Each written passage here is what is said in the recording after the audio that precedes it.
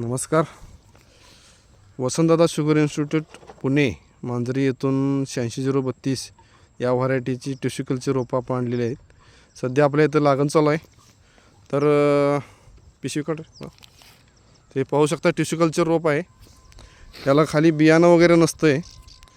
तर ऊस संशोधन केंद्रात जे मदर प्लांट्स असतात त्याच्या वाड्यामधून कने अग्रसुतीचा कोंब घेऊन त्याच्यापासून टिश्यू कल्चर रोपं केली जातात. तर हे पहिले फर्स्ट स्टेजचे आपण रोपं लावत आहोत. 4 बाय 2 या अंतरावरती आपण हे रोपं लावत आहे. त्यानंतर मग आता त्याला पाटानं पाणी सोडण्यात येणार आहे.